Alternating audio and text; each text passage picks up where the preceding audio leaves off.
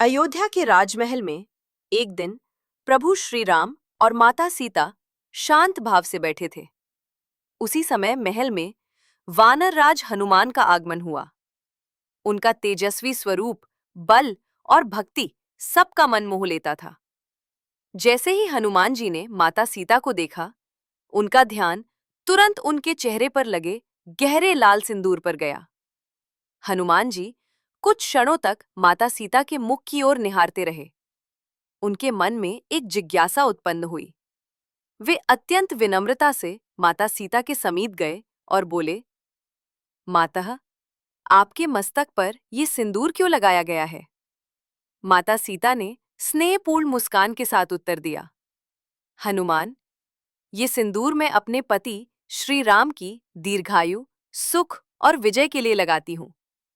इससे उनके जीवन में मंगल और बल बना रहता है। ये सुनते ही हनुमान जी के नेत्रों में एक अलग ही चमक आ गई। उनके हृदय में विचार उठा, यदि थोड़े से सिंदूर से प्रभु श्री राम को इतना कल्याण और बल मिलता है, तो अधिक सिंदूर से उन्हें कितना अधिक लाभ होगा।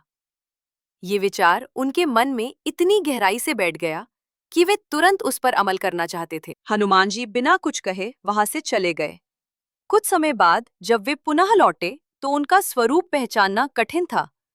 उनके पूरे शरीर पर सिंदूर लगा हुआ था, मुख से लेकर चरणों तक। वे पूर्णतः लाल रंग में रंगे हुए थे। उनका शरीर और भी अधिक तेजस्वी प्रतीत हो रहा था। जब प्रभु श्री राम ने हनुमान जी को इस रूप में देखा तो वे आश्चर्यचकित हो गए। उन्होंने स्नेह और उत्सुकता से पूछा, हनुमान, तुमने अपने शरीर पर इतना सिंदूर क्यों लगाया है? हनुमान जी ने हाथ जोड़कर विनम्रता से उत्तर दिया, प्रभु, जब माता सीता ने कहा कि सिंदूर लगाने से आपकी आयु, बल और विजय बढ़ती है, तब मैंने सोचा कि यदि मैं अपने पूरे शरीर पर सिंदूर लगा लूं, तो आपको अपार शक्ति, सुरक्षा और मंगल प्राप्त होगा। मेरा शरीर, मेरा बल और मेरा जीवन सब आपके चरणों में समर्पित है। ये सुनकर प्रभु श्री राम की आंखें भर आईं। उन्हें हनुमान जी की निस्वार्थ भक्ति और प्रेम का गहरा अनुभव हुआ।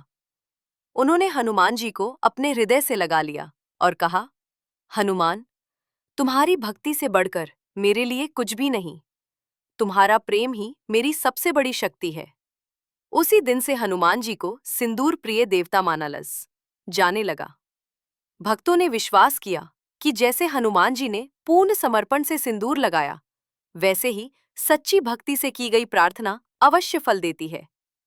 ये कथा आज भी ये सिखाती है कि सच्चा प्रेम और निस्वार्थ भक्ति किसी भी शक्ति से महान होती है।